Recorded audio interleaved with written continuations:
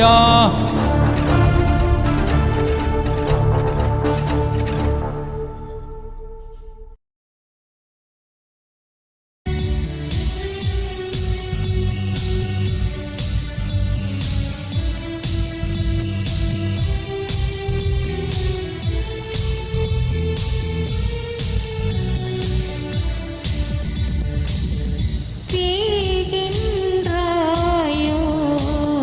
வேதனை சூழ வாழ்வே என குமுறுகின்றாயோ, வீகின்றாயோ. வேதனை சூழ வாழ்வே என குமுறுகின்றாயோ.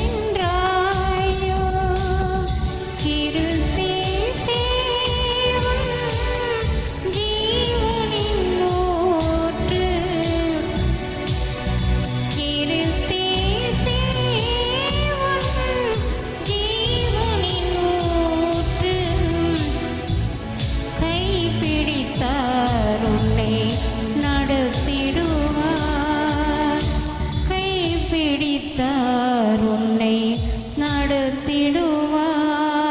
சுழன்றாடும் இந்த புயலிலும் நிலை குலையும் மலை முடியில் நித்தியமான அலை வீசும் வாழ்வ பின்னிடாதே.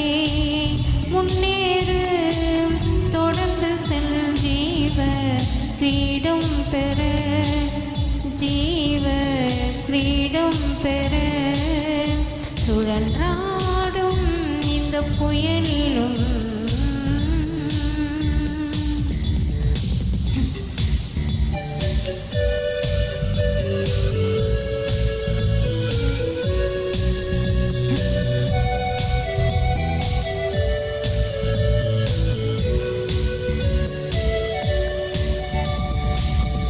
எத்தனை முறையும் வாழ்வினில் சோர்வு திரும்பி பார், தந்தையார் கை கொடுத்தார். எத்தனை முறையும் வாழ்வினில் சோர்வு திரும்பி பார், தந்தையார் கை கொடுத்தார்.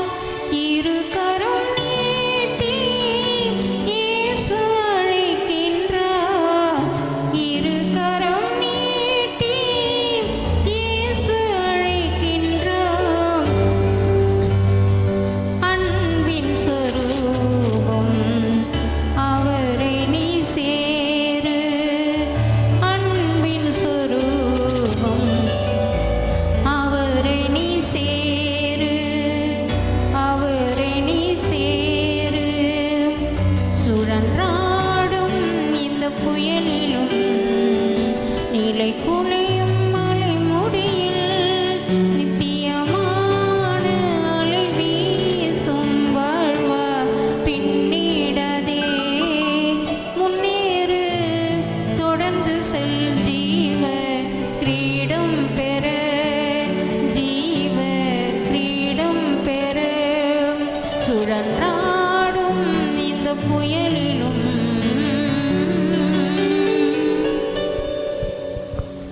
கர்த்தர் நல்லவர். இயேசு கிறிஸ்துவின் இனிய நாமத்தினால் உங்களை வாழ்த்துகிறேன், உங்களை ஆசீர்வதிக்கிறேன். கர்த்தர் தாமே உங்கள் ஒவ்வொருவரையும் ஆசீர்வதித்து காத்துக்கொள்வாராக. அல்லேலூயா. இந்த நேரலையிலே பார்க்கிற உங்களையும் இயேசுவின் இனிய நாமத்தினால் ஆசீர்வதிக்கிறேன். கர்த்தர் தாமே உங்களை காத்துக்கொள்வாராக. இந்த 9வது மாதத்துடைய 8ஆம் நாளிலே நாம் நின்று கொண்டு இருக்கிறோம். கர்த்தர் நம்மோடு பேசுவார். அல்லேலூயா. நாம் எதிர்பார்க்கிற ஆசீர்வாதங்களை நிச்சயமாக கொடுப்பார். இந்த நாளிலும் கூட பாஸ்டர் இம்மானுவேல் அவர்கள் வந்து நம்மோடு கூட கர்த்தருடைய வார்த்தையை பகிர்ந்து கொள்வார். Praise Lord. கர்த்தருடைய நாமம் மகிமைப்படுவதாக. இந்த நாளிலும் கூட கர்த்தருடைய வார்த்தையை தியானிக்க வந்திருக்கிறோம். நம்முடைய சொந்த நினைப்புகள், சொந்த வார்த்தைகள் அல்ல. கொஞ்ச நேரம் கர்த்தர் சொன்ன வார்த்தையை நம்ம தியானித்து சில காரியங்களை நாம் கற்றுக்கொண்டு தெரிந்து கொண்டு இந்த இடத்துல இருந்து கடந்து போகிறோம். அது நமக்கு ஆசீர்வாதமாக இருக்கும். கர்த்தருடைய வார்த்தையை ஏற்றுக்கொள்ளும் பொழுது ஒரு நாளும் அது பயனற்றதாய் போவதே அல்ல. நிச்சயம் அது முளைத்து பலன் கொடுக்கும். அதை விசுவாசிப்போம். இன்றைக்கு சில காரியங்களை வேதத்திலிருந்து நம்ம கற்றுக்கொள்வோம், தெரிந்து கொள்வோம், எடுத்துக்கொள்ளலாம். இந்த மாதத்தினுடைய வாக்குத்தத்த வசனத்தை எடுத்துக்கொள்வோம். உபாகமம் 23வது அதிகாரத்தை எடுத்துக்கொள்ளுங்கள். உபாகமம் 23 5வது வசனம்.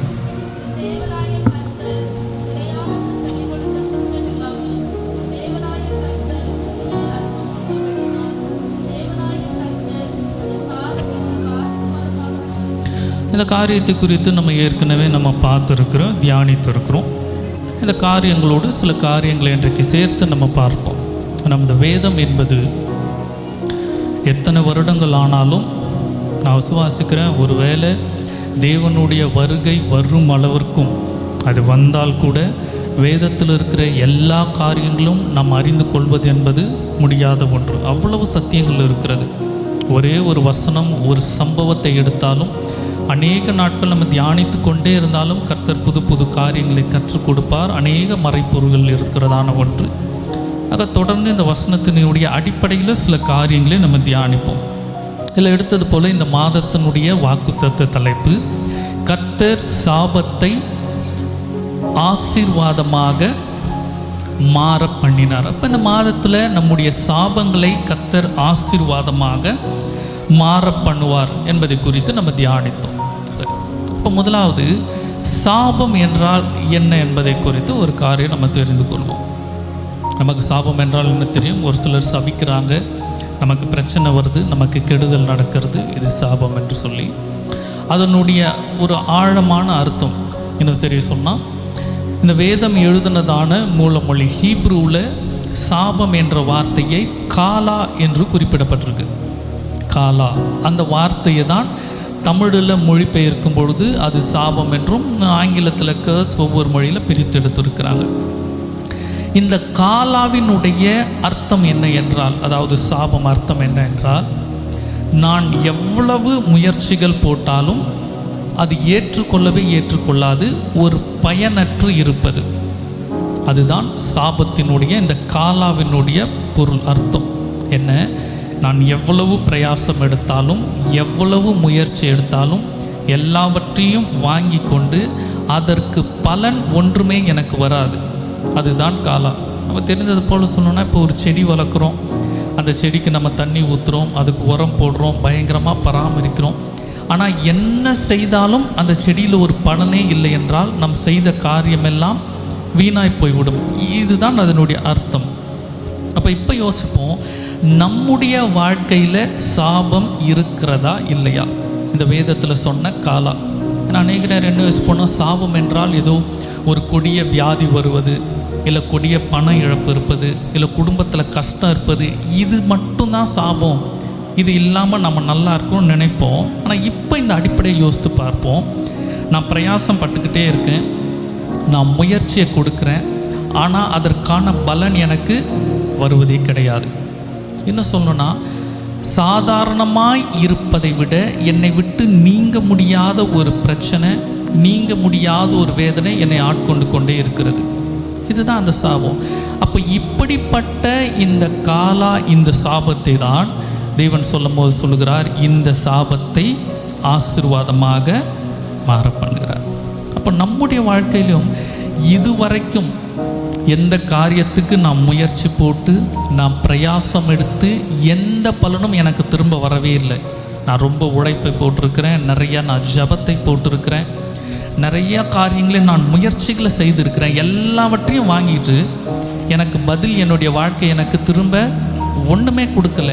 இப்படிப்பட்ட இருக்கிற சாபத்தை கர்த்தர் இந்த மாதத்தில் நமக்கு ஆசீர்வாதமாக மாற பண்ணுவார். அதை விசுவாசிப்போம்.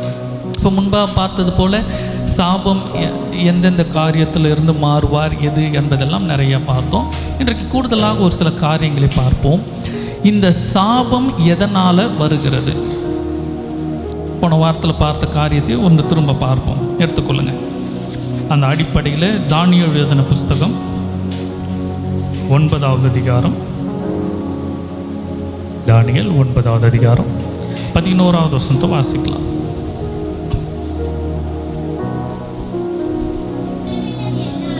இஸ்ரவேலர் எல்லாரும் உமது நியாய பிரமாணத்தை மீறி உமது சத்தத்திற்கு செவி கொடாமல் விலகி போனார்கள். அவருக்கு விரோதமாக பாவம் செய்தோம். ஆகையால்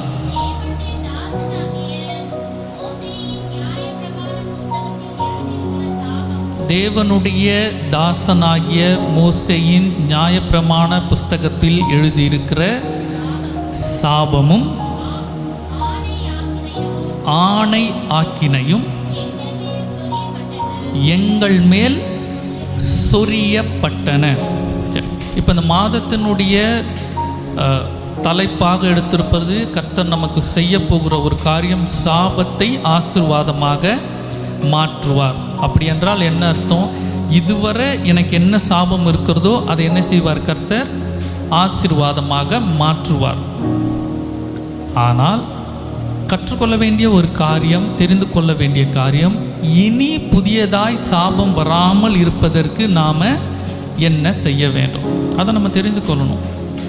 இப்போ உடம்புல ஒரு பிரச்சனைன்னு சொல்லி நம்ம மருத்துவர்கிட்ட போகிறோம். அந்த பிரச்சனைக்கு ஒரு ஆப்ரேஷனோ ஏதோ ஒரு தீர்வோ சொல்லி அவங்க சரிப்படுத்திடுறாங்க. திரும்ப நான் அவங்கக்கிட்ட என்ன கேட்போம்?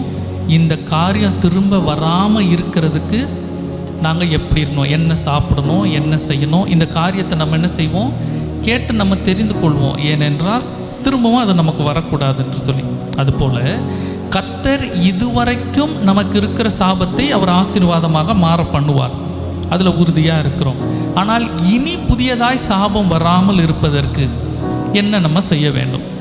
இந்த காரியத்தை தான் இன்றைக்கி நம்ம தியானிக்க போகிறோம், கற்றுக்கொள்ள போகிறோம். இப்போ இதே வசனத்தை திரும்ப வாசிக்கலாம். இந்த ஜனங்களுக்கு சாபம் இவர்களாக வரவழைத்து கொண்டதற்கு என்ன காரணம் என்று சொல்லி அதை வாசிக்கலாம் திரும்ப.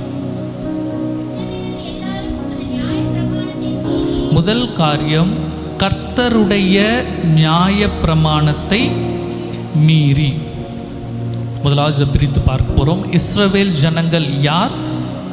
தேவனுடைய ஜனங்கள், தேவனை அவர்கள் அறிந்தவர்கள், தேவனிடத்தில் ஆசீர்வாதத்தை பெற்றவர்கள். இந்த காரியத்தை இப்போ நம்ம ஆவிக்குரிய ரீதியில் எடுத்துக்கொள்வோம். ஆவிக்குரிய ஜனமாகிய இஸ்ரவேலராகிய நாம் கர்த்தரை அறிந்தவர்கள், கர்த்தரை தெரிந்தவர்கள். முதல் காரியம், சாபம் வருவதற்கு செய்யக்கூடாத ஒன்று நியாய பிரமாணத்தை மீறுவது. நியாயப்பிரமாணம் என்பது இந்த நாட்களில் தேவன் நமக்கு இதை செய்ய வேண்டும், இதை செய்யக்கூடாது என்று எழுதியிருக்கிறதான வேத புஸ்தகம். இந்த வேதத்தில் இருக்கிற வார்த்தைகளை எப்பொழுது மீறுகிறோமோ அப்பொழுது நமக்கு நாமே சாபத்தை வரவழைத்து கொள்கிறோம். நியாயப்பிரமாணத்தை தெரியாமல் என்று சொல்லப்படலை, நியாயப்பிரமாணத்தை மீறி. அதனுடைய அர்த்தம் என்ன? எல்லாம் தெரியும், தெரிஞ்சு தான் நான் வேண்டுமென்றே செய்யாமல் நான் இருப்பது, இல்லை வேண்டுமென்றே செய்யக்கூடாத சில காரியங்களை நான் செய்வது, இதுதான் மீறி.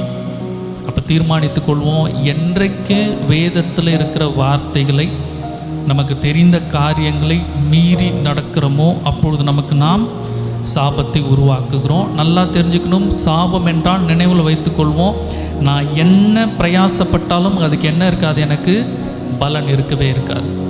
நான் ரொம்ப போராடுறேன், நான் ரொம்ப ஜெபிக்கிறேன், ரொம்ப கஷ்டப்படுறேன், கர்த்தருக்கு நான் கொடுக்குறேன், நான் விசுவாசமாக இருக்கிறேன், ரொம்ப தைரியமாக இருக்கேன், எல்லாமே இருக்கிறேன், ஆனால் எனக்கு பலன் வரவில்லை என்றால் என்னிடத்துல இந்த இந்த சாபம் இருக்கிறது.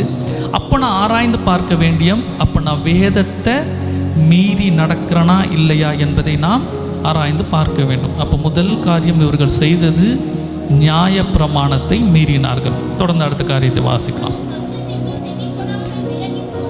ரெண்டாவது கர்த்தம், கர்த்தருடைய சத்தத்திற்கு செவி கொடாமல் விலகி போனார்கள்.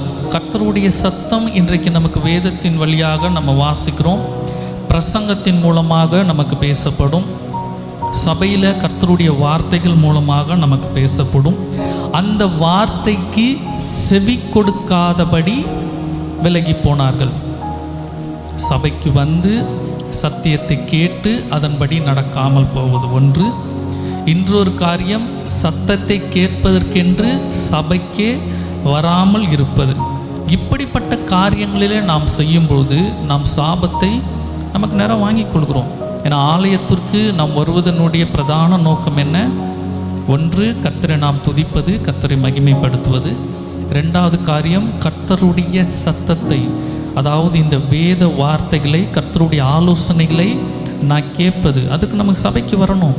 ஒருவேளை சபைக்கு வராமல் விடும் பொழுது, கர்த்தருடைய சத்தத்தை நான் கேட்காமல் அதை தவிர்க்கும் பொழுது நமக்கு நாம் சாபத்தை வருவித்துக் கொள்கிறோம்.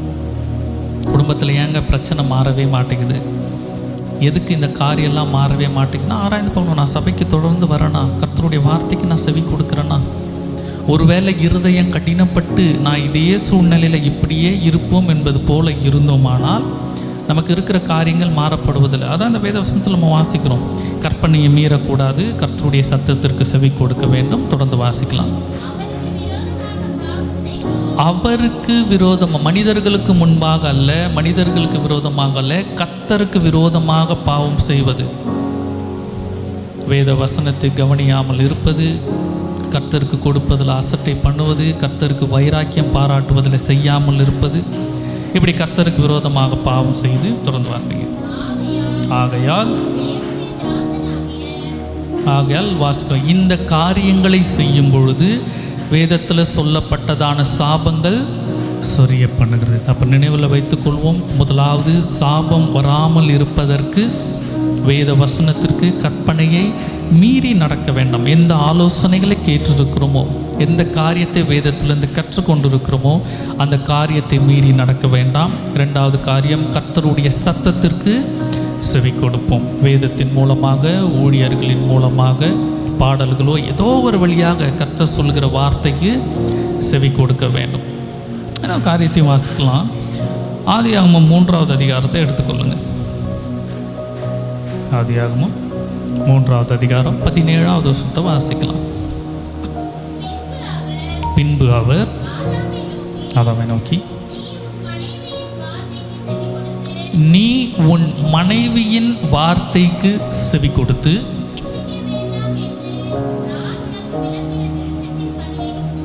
புசித்தபடினாலே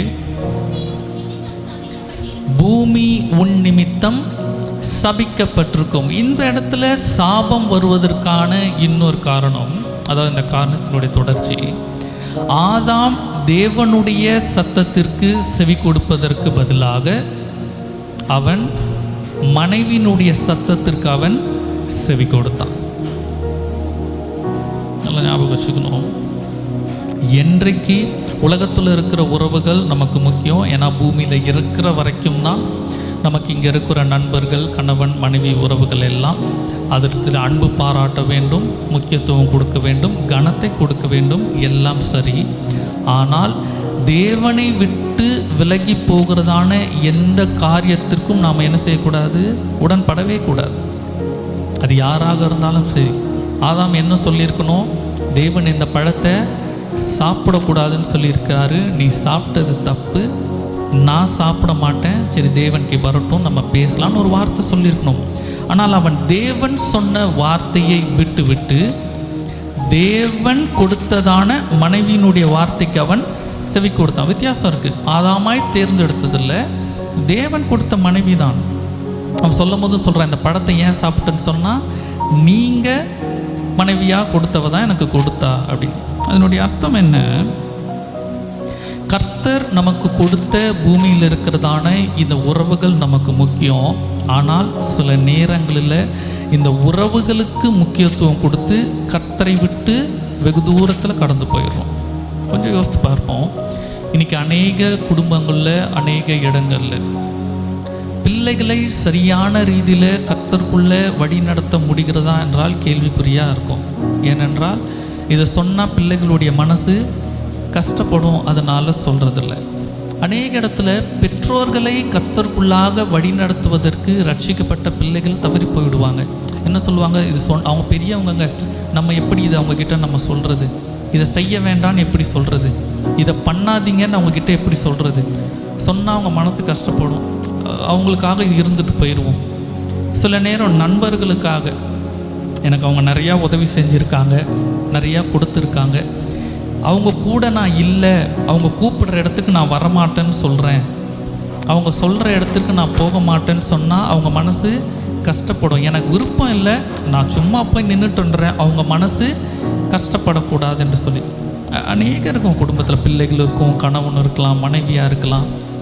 என்றைக்கு உறவுகளுக்குடைய வார்த்தைகளுக்கு செவி கொடுக்குறோமோ, கர்த்தருடைய வார்த்தையை விட்டு விலகப்படுகிறோமோ, அன்றைக்கு நாம் சாபத்தை பெறுகிறவர்களாக இருக்கிறோம். சொந்த பிள்ளையாக இருக்கலாம், பெற்றோராக இருக்கலாம், கணவனாக இருக்கலாம், மனைவியாக இருக்கலாம், நண்பர்களாக இருக்கலாம், உறவினர்களாக இருக்கலாம்.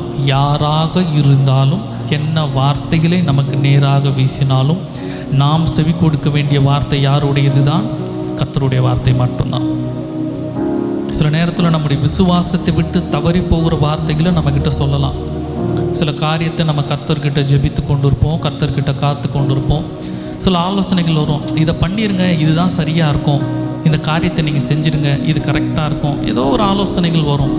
அந்த வார்த்தைக்கு செவி கொடுத்து கர்த்தருக்கு காத்திருப்பதையோ கர்த்தருக்கு செய்வதையோ நாம் விலகும் பொழுது அந்த இடத்துல நமக்கு என்ன தான் வரும்? பிரச்சனைகள் தான் வரும். இதுக்கு நிறையா எடுத்துக்காட்டுகள் சொல்லலாம், நிறையா உதாரணங்கள் சொல்லலாம். ஆனால் நமக்கு தெரிந்தவைகள் தான் இது. அப்போ நினைவில் வைத்துக்கொள்வோம், யாராக இருந்தாலும் நாம் செவி கொடுக்க வேண்டியது யாருடைய வார்த்தைக்கு மாத்திரம்? கர்த்தருடைய வார்த்தைக்கு மாத்திரம்தான். ஐயோ அவங்க சொல்கிறாங்க, இதை நான் செய்யலைன்னா அவங்க மனசு கஷ்டப்படுமே, பரவாயில்ல கஷ்டப்பட்டுட்டு போகட்டும். இதை நான் இப்போ செஞ்சு அவங்க மனசு கஷ்டப்படுமே, கஷ்டப்பட்டுட்டு போகட்டும். நான் செய்வதும் என்னுடைய விருப்பமும் நிறைவேற்றுவதும் யாருடையதாய் மாத்திரம் இருக்க வேண்டும்? கர்த்தருக்கு உகந்ததாக இருக்க வேண்டும். அதை இந்த நாளில் நினைவில் வைத்துக்கொள்வோம். அதை மீறி உறவுகளுக்காக, குடும்பங்களுக்காக கர்த்தருடைய வார்த்தையை மீறி அவங்க சந்தோஷமாக இருக்கணும், அவங்க மனசு கஷ்டப்படக்கூடாது என்று இசைந்து போவோமானால் கர்த்தரிடத்திலிருந்து சாபத்தை பெற்றுக்கொள்வோம். கர்த்தர் நம்மை சபிக்கிறவர் அல்ல, கர்த்தருடைய ஆசீர்வாதத்திலிருந்து நம்மை நாமே விலக்கிக் கொள்வோம்.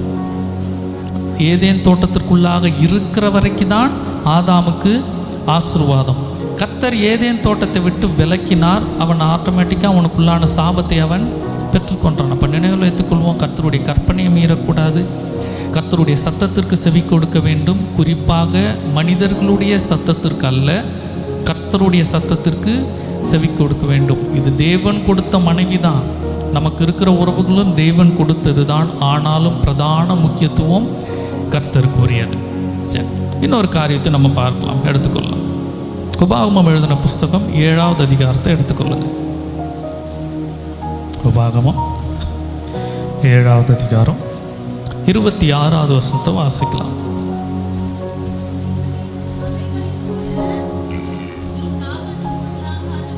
நீ சாபத்திற்கு உள் ஆகாதபடி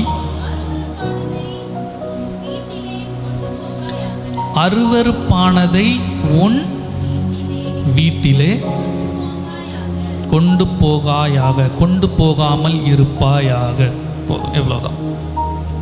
நம்முடைய குடும்பத்தில் சாபம் வராமல் இருப்பதற்கு அருவருப்பான காரியங்கள் நம்முடைய குடும்பத்தில், நம்முடைய வீட்டிற்கு உள்ளாக போகக்கூடாது. எந்தெந்த காரியங்கள் அருவருப்பானது உள்ளே போகக்கூடாது?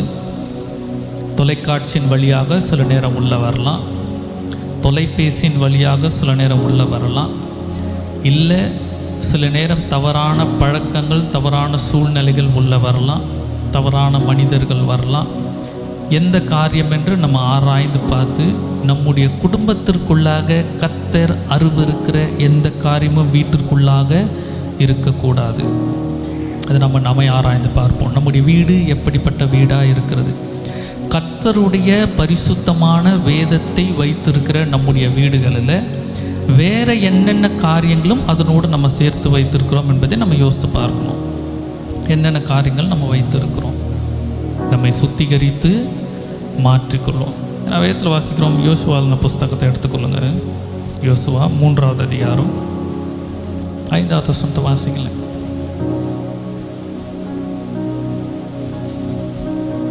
யோசுவா 3. ஜனங்களை நோக்கி, உங்களை பரிசுத்தம் பண்ணிக்கொள்ளுங்கள்,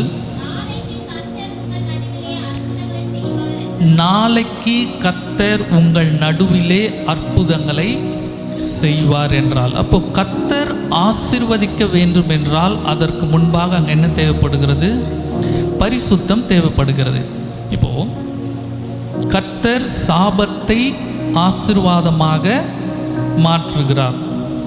இப்போ இந்த சாபத்தை ஆசீர்வாதமாக மாற்றுவதற்கு, சாபத்தை மாற்றுவது கர்த்தருடைய கரத்தில் இருக்குது. ஏன்னா அது நம்மளால் ஒன்றும் பண்ண முடியாது. நம்முடைய மீறுதல்களுக்கு, நம்முடைய பாவங்களுக்கு அவர் சிலுவையில் கொடுத்த விலையை அவருடைய இரத்தத்தினால நமக்கு அவர் சாபத்திலிருந்து ஆசீர்வாதமாக மாற்றுவார். நம்முடைய சாபத்தை மாற்றுவது முழுக்க முழுக்க கர்த்தருடைய கரத்தில் மாத்திரம்தான் இருக்குது.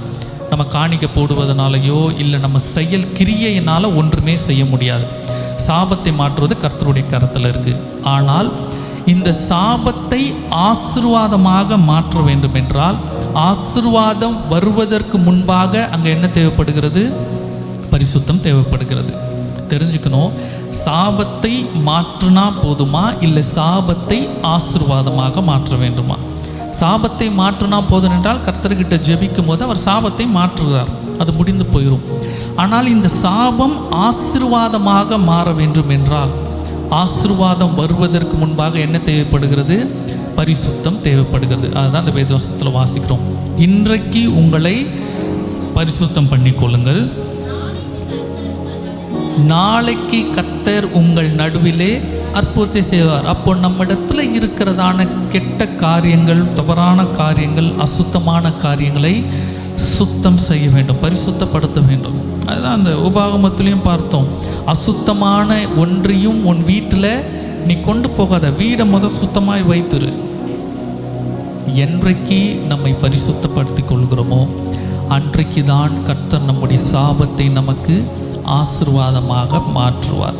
ஏன்னா கர்த்தரிடத்தில் கேட்கலாம், சில வேளை சாபத்தை ஆசீர்வாதமாக மாற்றுவேன் என்று சொல்லி வாக்கு கொடுத்துட்டீங்க, மாதத்தினுடைய வாக்கு தத்துவம். ஆனால் ஏன் இன்னும் எனக்கு இந்த ஆசீர்வாதம் நடக்கலை என்று கர்த்தர்கிட்ட கேட்டால், கர்த்தர் வேத வசனத்தை கொண்டு சொல்வார், ஆசீர்வாதம் வருவதற்கு முன்பாக என்ன தேவைப்படணும்? பரிசுத்தம் தேவைப்படணும். அப்போ என்றைக்கு நம்மை பரிசுத்தப்படுத்தி கொள்ளுகிறோமோ அன்றைக்கு கர்த்தர் நம்முடைய சாபத்தை ஆசீர்வாதமாக கர்த்தர் மாற்றக்கூடியவர். இன்றைக்கு பரிசுத்தப்படுத்தணும் என்றால் கர்த்தருக்கு நாளைக்கு நமக்கு ஆசீர்வாதத்தை கொடுப்பார். விசுவாசிப்போம், எப்பொழுது வேண்டுமானாலும் கர்த்தரால் செய்ய முடியும். அப்போ நம்மை பரிசுத்தப்படுத்தி கொள்வோம். எந்தெந்த காரியத்தில் வேதத்தில் பரிசுத்தப்படுத்த சொல்லியிருக்கேன்னு நான் குறிப்புகளை மாத்திரம் நான் சொல்லி கொண்டு போகிறேன், எடுத்துக்கொள்ளலாம். எபேசியர் எழுதின புஸ்தகத்தில் 5வது அதிகாரத்தை எடுத்துக்கொள்ளுங்க. எபேசியர் 5வது அதிகாரம் 27வது வசனத்தை வாசிக்கலாம்.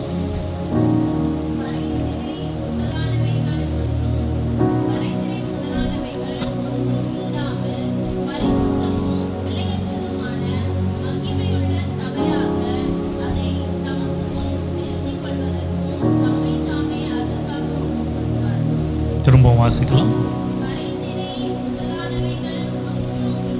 கரை திரை எந்த விதமான அழுக்குகளும் ஒன்றுமே இல்லாமல் பரிசுத்தமும் பிழையற்றதுமான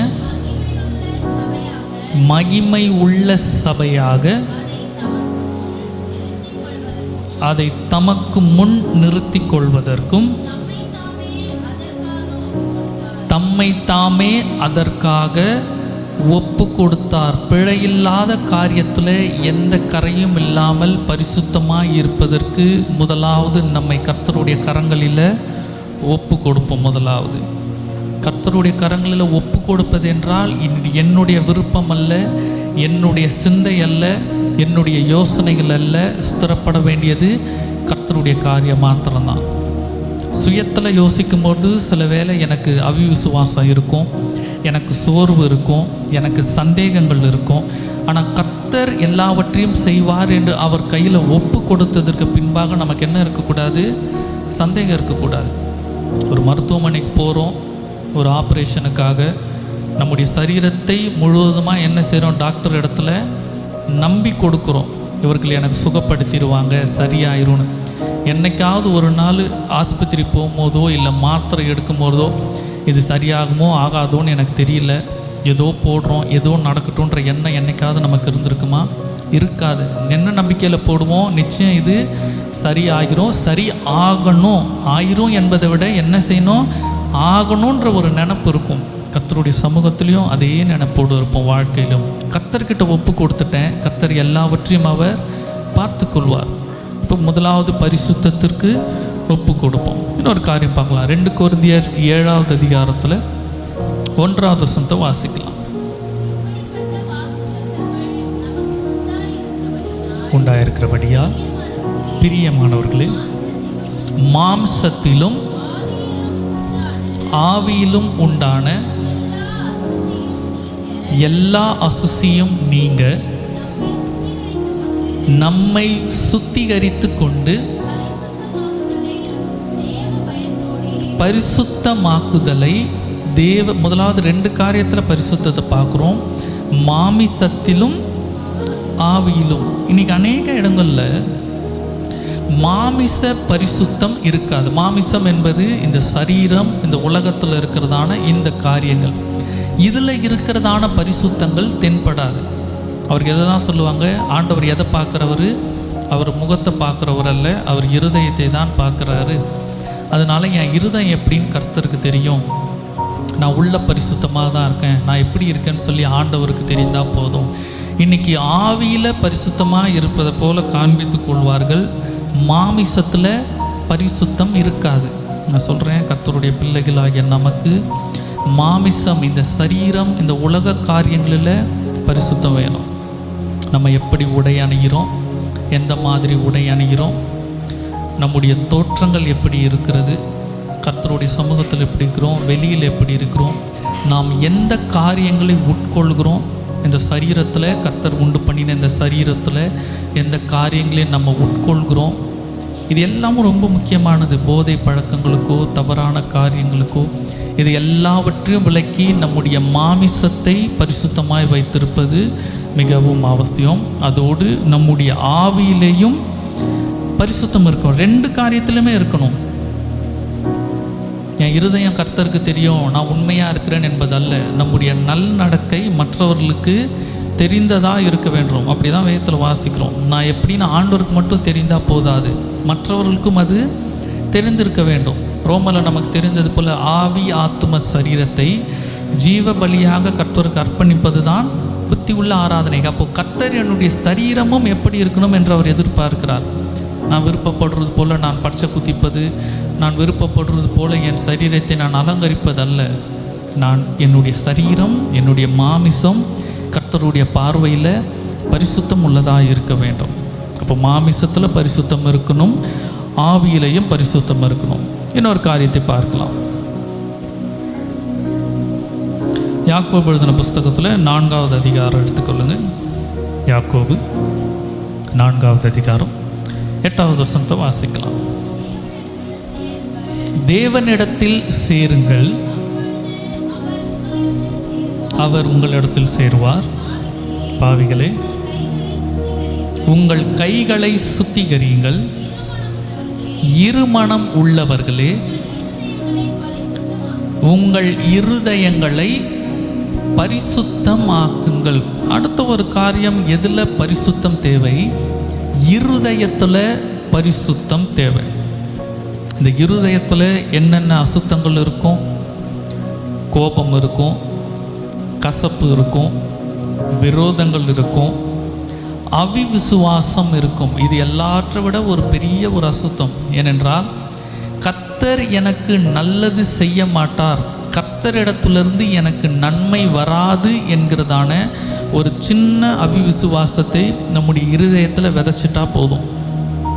இது ஒரு காரியம் வந்துட்டா, கர்த்தரிடத்தில் ஜெபிக்கிறது, கர்த்தரை தேடுவது, சபைக்கு வருவது, கர்த்தருக்கு கொடுப்பது, பரிசுத்தமாக இருப்பது, எல்லாவற்றிலிருந்தும் தானாக விலகி போயிடுவோம். ஏன்னா என்ன முடிவுக்கு வந்துடுவோம்? ஒன்றும் நடக்க போகிறதில்ல, எப்படியும் நடக்க போகிறது தான் நடக்க போகிறது, ஆகிறது ஆகட்டும் போ. என்ன ஒருவேளை சரீர ரீதியாக நம்ம சபைக்கு வந்து அமரலாம், சரீர ரீதியாக கர்த்தருக்குள்ளாக நம்ம இருக்கலாம், முழுவதுமாக பின்மாற்றத்துக்குள்ளே போயிட மாட்டோம். முழுவதுமாக கொண்டால் தேவனே கிடையாது, கர்த்தரே வேண்டான்னு சொல்லி சபையை விட்டு ஆண்டவரை விட்டு பின்மாற்றத்துக்குள்ளே போயிட மாட்டோம். சபைக்கு வருவோம், ஆலயத்திற்கு வருவோம். ஆனால் இருதயம் கர்த்தரை விட்டு ரொம்ப தூரம் போயிருக்கும். எப்பயோ போயிருக்கும், என்னவோ சபைக்கு வரோம் போகிறோன்னு இருக்கும். கர்த்தருக்கும் நமக்கும் இருதயத்தில் அந்த இணைப்பு இருக்காது. ஆகவே தான் சொல்லுது, இந்த இருதயத்தை பரிசுத்தப்படுத்தணும். சுத்தப்படுத்துங்கள் என்று போடலை, பரிசுத்தப்படுத்துங்கள். கர்த்தருக்குள்ளாக இருக்கிற எல்லா அசுத்தத்தையும் எடுத்து போடணும். எனக்கு இருக்கிற கோபம், காம விபாரம், விபச்சார ஆவி, பொய் சொல்லும் குணம், மாயமாலம் இருப்பது, எல்லாவற்றையும் சுத்தப்படுத்துங்க. கர்த்தர் இருக்கின்ற இடமாக ஒரு சுத்தப்படுத்த வேண்டும். அப்போ இருதயத்தில் நமக்கு சுத்தம் இருக்க வேண்டும். ஏன்னா வேதத்தில் வாசிக்கிறோம், இயேசுவானவர் அத்தி மரத்தை அவர் இனி உன்னிடத்தில் நீ பட்டு போக வேண்டும் என்று சொல்லி அதுக்கு ஒரு காரியத்தை சொல்லுகிறார்.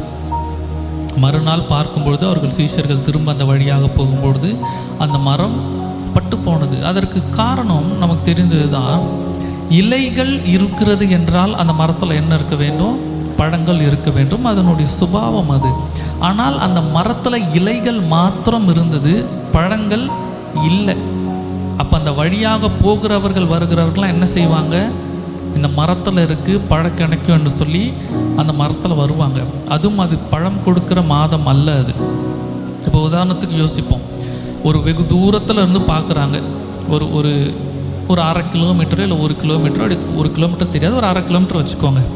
தூரத்துலேருந்து அந்த மரத்தை பார்க்குறாங்க. இவங்க வேறு வழியாக போகணும். இப்போ நினப்பு என்ன இருக்கும்? அங்கே மரத்தில் இலைகள் இருக்குது, அங்கே போய் நம்ம என்ன செய்யலாம்? பழத்தை சாப்பிட்டுட்டு வரலான்னு வெகு இடத்துலேருந்து அந்த இடத்துக்கு பிரயாணம் பண்ணி வருவாங்க. வருகிறவர்களுக்கு என்ன இருக்கும்? ஏமாற்றம் இருக்கும். அப்போ எல்லாரையும் ஏமாற்றம் பண்ணி கொண்டு மாயமாலம் பண்ணி கொண்டு இருக்கிறதுனால கர்த்தர் அந்த மரத்தை அவர் பட்டு போகும்படி செய்தார் அவர். அப்போ நம்முடைய வாழ்க்கையிலும் என்றைக்கு மாயமாலங்கள் இருக்கிறதோ அந்த காரியத்தை நம்ம மாற்றிக்கொள்வோம். வெளி தோற்றத்திற்கு ஒன்று காமிப்பது, உள்ளான வாழ்க்கையில் வேறு ஒருவதாய் வாழ்வது என்பது அல்ல. நண்பர்களிடத்தில் நம்மை பற்றி கேட்டாலும், குடும்ப அங்கத்தினர்கிட்ட நம்மை பற்றி கேட்டாலும், வெளியிடங்களில் நம்மை பற்றி கேட்டாலும் எல்லாரும் நம்மை குறித்து பதில் ஒரே மாதிரி தான் சொல்ல வேண்டும். இந்த பில்லிகிராம் குறித்து ஒரு சாட்சி சொல்லும் போது நான் படித்தேன். பில்லிகிராம் ஒரு சிறந்த ஊழியர். இப்போ இருக்கிற அந்த டிவி, மீடியா, டெலிவிஷன் இதெல்லாம் இல்லாத காலகட்டத்திலேயே 1 கோடிக்கும் மேலாக அவருடைய பிரசங்கத்திற்கு, அவருடைய கூடுகைக்கு அநேகர் கடந்து போவார்கள். அநேகர் அவர்களால் ஆசீர்வதிக்கப்பட்டிருக்கிறார்கள். எல்லாம் செய்திகள்லாம் வாசிக்கிறோம். நல்ல ஒரு பிரசங்கியார் அவர். அவர்கிட்ட ஒரு முறை ஒரு கேள்வி கேட்கும் பொழுது, நீங்கள் பரிசுத்தமாக இருப்பதற்கு இல்லை நீங்கள் சரியாக இருப்பதற்கு என்ன காரணம்? என்ன நீங்கள் இவ்வளோ பரிசுத்தமாக கர்த்தருக்குள்ளாக இருக்கிறீங்க, உங்களால் மற்றவர்கள் ஆசீர்வதிக்கப்படுகிறாங்களே, நீங்கள் ஜெபிச்சா நல்லது நடக்குதே, இதற்கு என்ன காரணம் என்று சொல்லி கேட்டாங்களாம். அதற்கு அவர் கொடுத்த பதில், நான் பிரசங்க மேடையில் நான் எப்படி இருக்கிறேனோ இதே போல தான் நான் வீட்டுக்கு போனாலும் என்னுடைய மனைவியின் இடத்துல இருப்பேன். என்னிடத்துல மாற்றங்கள் இருக்காது. அவங்க மனைவியாக தான் சாட்சி சொன்னாங்களாம். அர்த்தம் என்ன சொன்னார்? சபையில் வரும்பொழுது கர்த்தருடைய வார்த்தையை நான் பேசும்பொழுது என்னை எவ்வளவு நான் பரிசுத்தப்படுத்தி கொள்ளணும், பயபக்தியாக இருக்கிறனோ, ஜாக்கிரதையாக இருக்கிறனோ, இதே போல தான் நான் வீட்டில் இருக்கும் பொழுதும் அதே பரிசுத்தம், அதே பயபக்தியோடு இருப்பேன். இந்த காரியம்தான் கர்த்தர் என்னை ஆசீர்வதிப்பதற்கு அநேக இடங்களுக்கு என்னை உபயோகப்படுத்துகிறார் என்றால் அது உண்மையும் கூட. நம்ம யோசித்து பார்ப்போம், சபையில் வரும்பொழுது நம்ம எப்படி இருக்கிறோம்? சபையில் நம்ம விசுவாசிகளை கேட்டால் நம்மை குறித்து என்ன சொல்லுவாங்க? நம்முடைய குடும்ப அங்கத்தினர் நம்மை பற்றி கேட்டால் என்ன சொல்லுவாங்க? நம்ம கொஞ்சம் யோசித்து பார்ப்போம். அவள் வீட்டில் வந்து கேட்டால் தாங்க அவங்க எப்படின்னு தெரியும் அவங்கள பற்றி.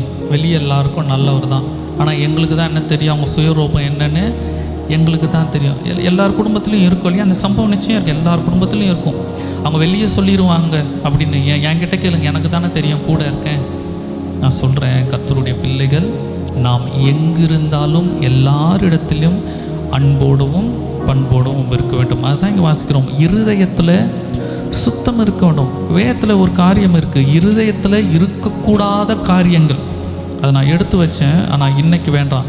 வேத வசனத்தின்படி 28 காரியங்கள் இருக்கிறது இதெல்லாம் இருதயத்தில் இருக்கக்கூடாதுன்னு.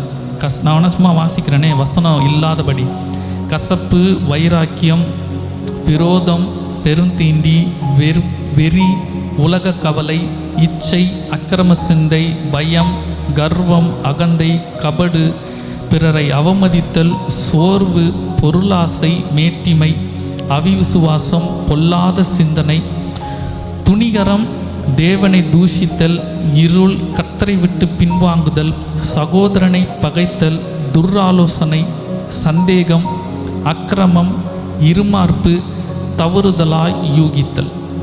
நீங்கள் ஒருவேளை யூடியூப்பில் செய்தி பார்த்தீங்கன்னா நான் இந்த காரியெல்லாம் வேணால் அந்த வேத வசன குறிப்போடு போடுறேன், நீங்கள் சொல்வதற்கு நேரம் இல்லை. அதனால் இப்போ பார்த்த இந்த காரியங்கள் எல்லாம் நம்முடைய இருதயத்தில் இருக்கக்கூடாத ஒன்று. இந்த காரியங்களை தான் தேவன் இருதயத்தை பரிசுத்தப்படுத்தும்படி சொல்கிறார். இந்த இருதயத்தில் கசப்பு, விரோதங்கள், இந்த காரியங்கள் எல்லாம் வைத்து கொண்டிருந்தால் இருதயம் சுத்தமாக இருக்காது. இருதயம் சுத்திகரிக்கப்படவில்லை என்றால் கர்த்தர் என்னை ஆசீர்வதிக்க முடியாது. கர்த்தர் என்னை ஆசீர்வதிக்கவில்லை என்றால் என் சாபம் சாபமாகவே இருக்கும். ஒருவேளை சாபம் மாறிடும், ஆனால் ஆசீர்வாதம் அங்கே வராது. அப்போ நம்முடைய இருதயத்தை சுத்திகரிப்போம். இன்னொரு காரியத்தையும் பார்க்கலாம். மத்தேயு எழுதின புஸ்தகம் 6வது அதிகாரத்தை எடுத்துக்கொள்ளுங்க. மத்தேயு 6வது அதிகாரம் 22வது வசனத்தையும் 23வது வசனத்தையும் வாசிங்க. கண்ணானது சரீரத்தின் விளக்காய் இருக்கிறது. உன் கண் தெளிவாய் இருந்தால் உன் சரீரம் முழுவதும் வெளிச்சமாய் இருக்கும். உன் கண் கெட்டதாய் இருந்தால் உன் சரீரம் முழுவதும் இருளாய் இருக்கும். இதோட இன்னொரு வசனத்தை வாசிக்கலாம். நியாயாதிபதிகள் 14வது அதிகாரத்தில் 3வது வசனத்தை வாசிங்க. நியாயாதிபதிகள் 14வது அதிகாரம் 3வது வசனம்.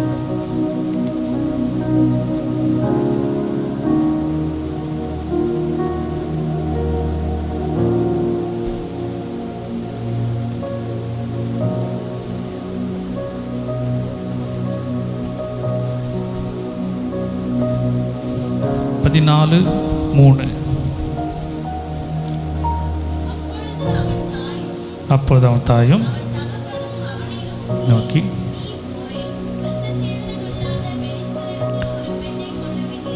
விருத்த சேதனம் இல்லாத ஒரு சபையில், அந்த ஒரு கூட்டத்தில் பெண்ணை கொல்ல வேண்டியது என்ன? உன் சகோதரன் குமார்த்திகளிலும் பெண் இல்லையா என்றார்கள். இந்த காரியம் நமக்கு தெரிந்த ஒரு காரியம்தான். இது எதன் அடிப்படையில்? இந்த மனிதன் சிம்சோன் ஆசீர்வாதத்தை இழந்து போவதற்கு முதல் காரணம் அவனுடைய கண் தவறானவைகளை நோக்கினது. இன்னைக்கு கண்களில் பரிசுத்தம் நமக்கு தேவையாக இருக்கிறது. இந்த கண் எதனால் எல்லாம் அசுத்தப்படும், அந்தந்த வயதிற்கு ஏற்றாற் போல மாறும். ஒருவேளை ஒரு பிராந்தி கடையை பார்க்கும் பொழுதோ, போதை கடையை பார்க்கும் பொழுதோ அந்த வயதிற்கு மாறும். இல்லை ஒரு வேளை இளமை பருவத்திலையும் மாறும்பொழுதோ, ஆண்களை பார்க்கும் பொழுது, பெண்களை பார்க்கும் பொழுது, தவறான காரியங்களை டிவியில் பார்க்கும் பொழுது, தொலைபேசியில் பார்க்கும் பொழுது, எல்லா காரியத்திலும் கண் சுத்தமாக இருக்கும் பொழுது சரீரம் முழுவதும் வெளிச்சமாக இருக்கணும். ஒரு கடையில் ஒரு போதைப் பொருட்களை பார்க்குறோம், என் கண் சுத்தமாக இருந்தது என்றால் என் சரீரத்தை அதை பாதிக்காது. இல்லை என் கண்ணுக்கு அது மேலே இச்சை வந்து நான் அதை நோக்கி போகும்பொழுது அதனுடைய சரீரத்திற்கு தேவனையும் அது துக்கப்படுத்துவதாக இருக்கும். யோபா சொல்லும் போது சொல்கிறான், என் கண்களினால் நான் தீர்மானம் பண்ணினேன். அப்போ நம்முடைய கண்களில் தீர்மானம் பண்ணோம், என் கண் இனி பரிசுத்தமாக இருக்கணும். என் கண் ஒருவரை பார்க்கும் பொழுது நல்ல விதத்தில் நான் பார்க்கக்கூடியவனாக இருக்கணும். இன்றைக்கி அநேக நேரத்தில் நம்ம ஒருத்தரை பார்க்கும் பொழுதே நம்ம ஒரு திட்டத்துக்கு வந்துடுவோம். இவங்க இப்படி தான் இருப்பாங்க, இவங்க இந்த மாதிரி ஆட்கள் தான், நமக்குள்ளாக ஒரு தீர்மானம் வந்துடும். சிலரை குறை கொண்டே பார்க்குற ஒரு கண்கள் இருக்கும். எப்பவுமே அவங்ககிட்ட இருக்க ஒரு குறையே, அவங்க எப்பயாவது முன்னாடி ஒரு தவறு செய்திருப்பாங்க, அதை வைத்து கொண்டே அதே கண்ணோட்டத்தோடையே நம்ம பார்த்து கொண்டு இருப்போம். அப்படி அல்ல, அதையெல்லாம் மாற்ற வேண்டும். ஏன்னா வேதத்தில் வாசிக்கிறோம், மோசே எகிப்திய பெண்ணை அவன் திருமணம் செய்கிறான். இதனால் அவனுடைய சகோதரி மிரியமும் ஆரோனும் மோசேக்கு விரோதமாக எழுப்புறாங்க. மோசே அவன் இடத்துல குறைய சொல்கிறாங்க, நீ எப்படி ஏன்னா ஒரு ஆசாரிய குடும்பத்தில் இருக்கிறவங்க மற்ற இனத்தில் திருமணம் செய்யக்கூடாது. இவன் திருமணம் செய்துட்டான்னு சொல்லி இவனுடைய குறையை குறித்து அங்கே பேசுகிறாங்க. ஆனால் தேவன் சொல்லுகிறார், மிரியாமையும் ஆரோனையும் மோசையும் நீங்கள் 3 பேரும் கூடாரத்துக்குள்ளே வாங்கன்னு சொல்கிறார். யாரை குறித்து நீங்கள் குறைவாக சொன்னீங்களோ அவங்களும் வாங்க, நீ யாரை பற்றி சொன்னியோ அவங்களும் வரட்டும், என் சமூகத்திற்கு முன்பாக வாங்க. அப்போ தேவன் சொல்லுகிறார், மோசே என்னுடைய வீட்டில் எங்கும் அவன் உண்மை உள்ளவன், அவன் சாந்த குணம் உள்ளவன். நான் மோசையோடு மறைப்பொருளாய் பேசலை, அவனோடு நான் எப்படி பேசுகிறேன், முகமுகமாய் நான் பேசுகிறேன்.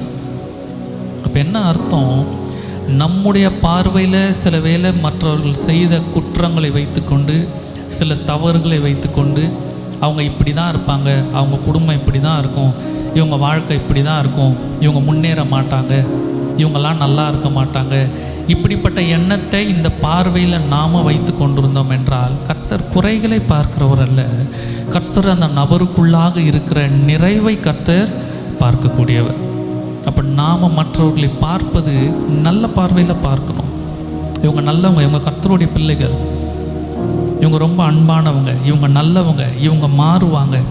இப்படி என்றைக்கு நம் கண்களால் மற்றவர்களை நல்ல விதமாக பார்க்க ஆரம்பிக்கிறோமோ அன்றைக்கு கர்த்தர் நம்முடைய வாழ்க்கையும் மாற்றுவார், அந்த நபர்களுடைய வாழ்க்கையும் கர்த்தர் மாற்றக்கூடியவராக இருக்கிறார். அதான் வாசிக்கிறோம், இந்த கண்களில் நமக்கு பரிசுத்தம் இருக்க வேண்டும்.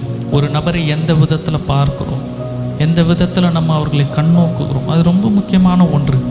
ஒருவரை பார்க்கும்பொழுதே இவர்கள் இப்படி தான் என்று முடிவு செய்து நம்ம பார்க்கும்பொழுது நம்முடைய பேச்சு அவர்கள் கேட்டார் போல இருக்கும். அது விரோதங்களை உண்டு பண்ணும், மன கஷ்டங்களை உண்டு பண்ணும். கர்த்தரிடத்துல நெருங்க முடியாதபடி என்னென்ன காரியங்கள் தேவையோ எல்லா காரியங்களும் அது கொண்டு வந்துடும். அப்படி கண்களை பரிசுத்தப்படுத்துவோம். யோசிப்போம், ஒருவேளை இயேசுவானவர் பூமியில் இருந்து இந்த நபரை பார்த்துருந்தா எப்படி பார்த்துருப்பாரோ, நான் என்ன செய்ய போகிறேன், இனி மற்றவர்களை அப்படி பார்க்க போகிறேன். கல்ல மாத்திரம் ஒருவேளை சொல் பேச்சு கேட்காத ஒரு நபராக இருக்கலாம்,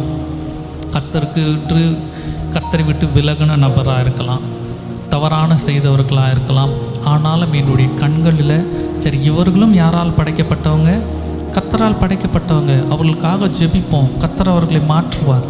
இப்படி எல்லா விதத்திலையும் நல்ல பார்வையோடு மற்றவர்களை பார்ப்பதற்கு கற்றுக்கொள்வோம். அது குடும்பத்திலேருந்து முதல்ல ஆரம்பிப்போம். ஆனால் குடும்பத்தில் தான் முதல்ல அது இருக்காது.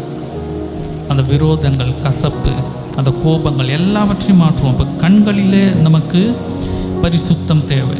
இன்னொரு காரியத்தை வேணால் வாசிக்கலாம், எடுத்துக்கொள்ளும். ரோமர் 12வது அதிகாரத்தில் 1-2 வரை வாசிங்க.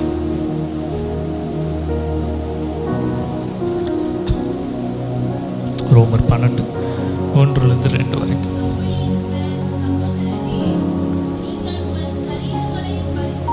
பரிசுத்தமும் என்று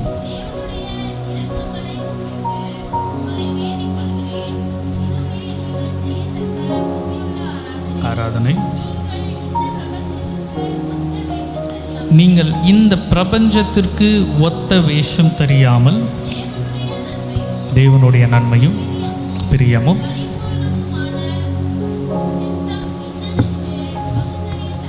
பகுத்தறியத்தக்கதாக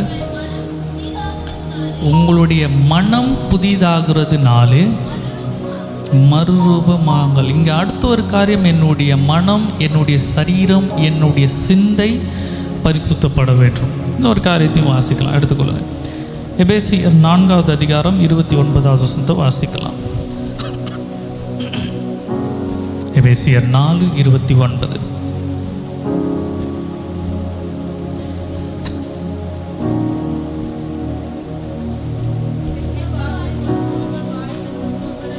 கெட்ட வார்த்தை ஒன்றும் உங்கள் வாயிலிருந்து புறப்பட வேணாம். இப்போ கெட்ட வார்த்தை சொன்னதும் டப்புன்னு நம்ம நினைவில் வர்றது என்ன இருக்கும்? தூஷணமான வார்த்தைகள், அசிங்கமான வார்த்தைகள் தான் இருக்கும். அது மாத்திரம் அல்ல,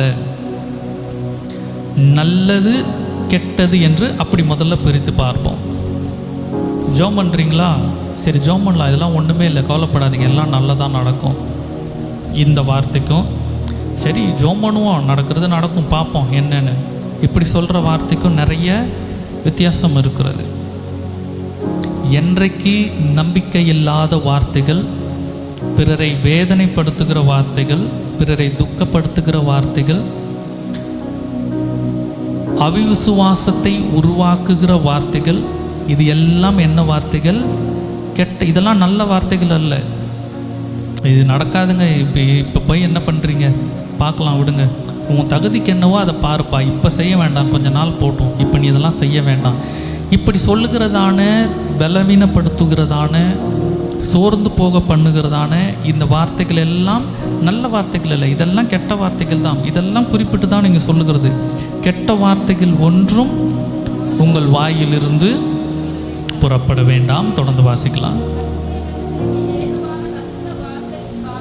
பக்தி விருத்திக்கு ஏதுவான நல்ல வார்த்தை உண்டானால் அதுவே கேட்கத்தக்கவர்களுக்கு பிரயோஜனம் உண்டாகும்படி பேசுங்கள். வேதம் என்ன சொல்லுகிறது? நான் ஒரு காரியத்தை பேசுகிறேன் என்று சொன்னால் அது கேட்கிறவர்களுக்கு பிரயோஜனமாக இருக்கணும். பக்தி விருத்தியை உண்டு பண்ண வேண்டும். ஏதாவது கர்த்தர் மேலே ஒரு பக்தி வர வேண்டும், ஒரு நம்பிக்கை வரணும், அவர்களுக்கு பிரயோஜனமாக இருக்கணும், கொஞ்சம் தைரியம் வரணும், பலப்படுத்துகிற மாதிரி இருக்கணும், ஆலோசனையாக இருக்கணும். இப்படிப்பட்ட வார்த்தைகள் இருந்தால் மட்டும் பேசுனா போதும். இல்லைனா பேசுவதற்கு பேசாமல் இருப்பதே எவ்வளவோ நல்லது. சில நேரங்கள் அமைதியாக இருக்கிறதே நல்லது. அவங்க பேசுகிறாங்க, அதற்காக பதில் பேசணும்னு அவசியம் இல்லை. நம்ம வாயிலிருந்து வார்த்தைகள் வருகிறது என்றால் அது எப்படிப்பட்டதாக தான் இருக்கணும். இன்றைக்கி அநேக இடங்களில் விசுவாசிகளாகட்டும், போதகர்களாகட்டும், ஊழியம் செய்பவர்களாகட்டும், பல வருடம் கர்த்தரை அறிந்தவர்கள் தெரிந்தவர்களாக இருந்தாலும் அவர்கள் வாயிலிருந்து வரக்கூடிய வார்த்தைகள் நல்ல வார்த்தைகளோ, நம்மை உற்சாகப்படுத்துகிற வார்த்தைகளோ, பலப்படுத்துகிற வார்த்தைகளோ இருக்காது.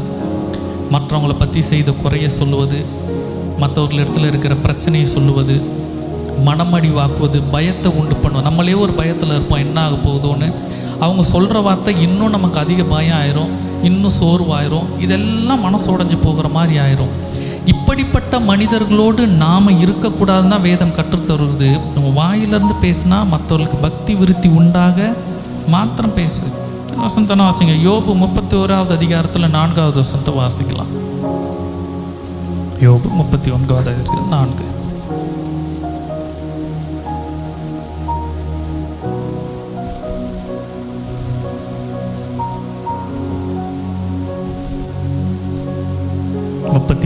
அதிகாரத்தில் 4வது வசனம்.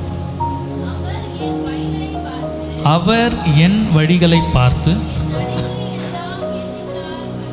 என் நடைகளை எல்லாம் எண்ணுகிறார் அல்லவோ. அடுத்த வசனம்.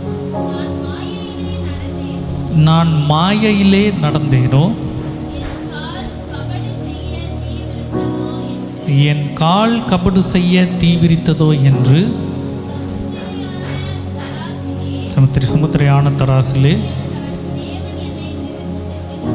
தேவன் என்னை நிறுத்து என் உத்தமத்தை அறிவாராக. அப்போ நம்ம வாழ்க்கையில் நடக்கிற காரியத்தை எல்லாம் கர்த்தர் தராசிலே நிறுத்தி உத்தமமாய் இருக்கிறோமா என்பதை கர்த்தர் அறியக்கூடியவர். வார்த்தைகள் எல்லாம் சரியில்லாத வார்த்தைகளாக இருக்கும்பொழுது சபைக்கு வருகிறோம், கர்த்தரை பாடுகிறோம், கர்த்தரை துதிக்கிறோம், ஜெபிக்கிறோம், கர்த்தரை மகிமைப்படுத்துகிறோம், வார்த்தைகளை நல்ல வார்த்தைகளை இங்கே சொல்லுகிறோம். வெளியிடங்களுக்கு போன பிறகு நம்மோடு உடன் வேலை செய்பவர்களாக இருக்கலாம், படிப்பவர்களாக இருக்கலாம், சொந்தங்களாக இருக்கலாம், அவர்களை குறித்து பின்பாக நம்ம குறை சொல்லுவது, அவர்களை குறித்து பேசுவது, அவர்களை குறித்து மற்றவர்கள் மீது துர்ச்சிந்தையை நம்ம உருவாக்கும்படி செய்வது, இப்படி எல்லா காரியத்திலும் கெட்ட வார்த்தைகளை பேசும்பொழுது இந்த தராசில் அவர் நம்ம யோசித்து பார்ப்போம். கர்த்தர் அந்த தராசில் வைக்கும்போது நம்ம பேசின நல்ல வார்த்தைகள் எவ்வளவு இருக்குது, கெட்ட வார்த்தைகள் எவ்வளவு பேசியிருக்கிறோம். அப்போ இதனால் தீர்மானிப்போம், நம்முடைய சொற்களிலே நம்மை பரிசுத்தப்படுத்திக் கொள்வோம். ஒருவேளை நல்ல வார்த்தையை பேச முடியலன்னா அமைதியாகவே இருந்துருவோம். 4 பேர் நம்மக்கிட்ட தொடர்ந்து பேசிக்கிட்டே இருக்காங்களா சில காரியங்களை, நம்ம பேசாமல் ஒரு 3 முறை 4 முறை அமைதியாக ஊன்னு சொல்லிவிட்டு அமைதியாக விலகி வந்துட்டோன்னா 5வது முறை திரும்ப நம்மக்கிட்ட அவங்க வரமாட்டாங்க. தெரியும், அவங்கக்கிட்ட சொன்னால் இதுக்கு அவங்க பதில் சொல்ல மாட்டாங்க, அவங்கக்கிட்ட பேச வேணாம், அவர்களே தெரிந்து கொள்வார்கள். அப்போ இந்த நாளில் நம்முடைய சாபத்தை கர்த்தர் ஆசீர்வாதமாக மாற்ற வேண்டும் என்றால் ஆசீர்வாதத்தை பெறுவதற்கு முன்பாக நம்மிடத்துல பரிசுத்தம் அவசியமாக இருக்கிறது. அந்த பரிசுத்தம் நம்முடைய கண்களில் இருக்க வேண்டும், சரீரத்தில் இருக்க வேண்டும், ஆத்மாவில் இருக்க வேண்டும், நம்முடைய வார்த்தையில் இருக்க வேண்டும், நம்முடைய சிந்தையில் இருக்க வேண்டும். இந்த காரியத்திலெல்லாம் இந்த நாளில் நம்மை பரிசுத்தப்படுத்திக் கொள்வோம். கர்த்தர் நம்முடைய மத்தியில் ஒரு அற்புதத்தை செய்யட்டும். நம்ம எல்லாரும் அப்படியே கண்களை மூடுவோம். நம்ம எல்லாரும் ஜெபித்து இந்த இடத்துல இருந்து கடந்து போவோம்.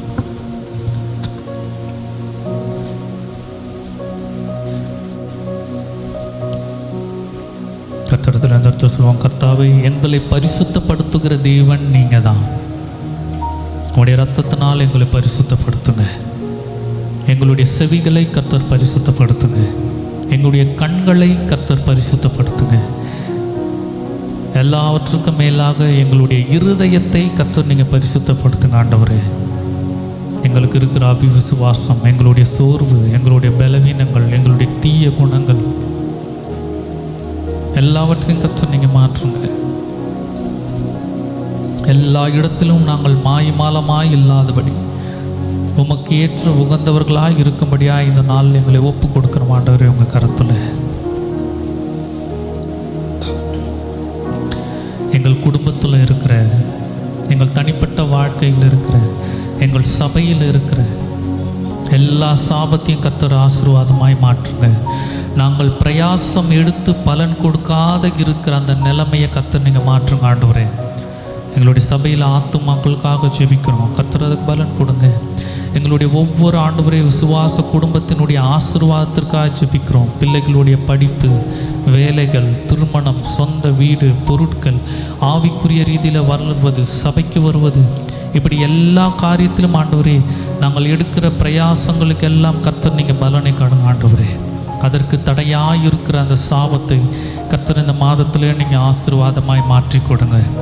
தேவனே, எங்களுக்காக மனிதர்களை நீங்கள் மாற்றுங்க. மனிதர்களுடைய மனதை மாற்றுங்க, சூழ்நிலையை மாற்றுங்க. இந்த ஆலயத்தை விட்டு கர்த்தாவே நாங்கள் கடந்து போகிறோம். திரும்ப நாங்கள் இந்த ஆலயத்திற்கு வரும் வரைக்கும் சமாதானத்தோடு இந்த ஆலயத்தில் வந்து நிற்கத்தக்கதாக இந்த 7 நாட்களும் கர்த்தருடைய கரமும் ஆசீர்வாதமும் எங்களை தொடரட்டும் ஆண்டவரே. எந்த விதமான மன கஷ்டங்களோ, வேதனைகளோ, பிரச்சனைகளோ எங்கள் குடும்பத்தை ஆட்கொள்ளாதபடி கர்த்தர் நீங்கள் வேலியடைத்து பாதுகாத்து கொள்ளுங்க ஆண்டவரே. இந்த ஆலயத்தை விட்டு போகும்பொழுது சந்தோஷத்தோடும் உற்சாகப்படுத்தி அனுப்புங்க. வெளியில் நாங்கள் சென்றதும் நீர் எங்களுக்கு ஆயத்தப்படுத்தி வைத்திருக்கிற அந்த சந்தோஷத்தை நாங்கள் காணும்படியாக கிரியையிலே எங்களுக்கு தெரியப்படுத்துங்க ஆண்டவரே. மீண்டும் முகமுகமாக இந்த ஆலயத்தில் நாங்கள் ஆண்டவரை ஒன்றாய் சேர்ந்து ஆராதிக்கும் வரை எங்கள் ஒவ்வொருடைய தனிப்பட்ட வாழ்க்கையிலும் குடும்பத்திலும் எந்த அசம்பாவிதங்களோ, துக்க செய்திகளோ, பயப்படும் காரியமோ இல்லாதபடி ஆசீர்வாதத்தால் நிரப்புங்க, பரிசுத்தப்படுத்துங்க ஆண்டவரே. இப்போது இந்த ஆலயத்தை விட்டு ஆண்டவரை கடந்து போகும்பொழுது நாங்கள் எல்லாரும் சுகத்தோடு வீடு போய் சேர்வதற்கு கர்த்தருடைய தூதன் எங்களோடு கூட வாங்க. நீர் பேசின இந்த வார்த்தையை ஆண்டவரையே நாங்கள் மறக்காதபடி நினைவிலேயே வைத்து கொண்டிருக்க நீங்கள் உதவி பண்ணுங்க.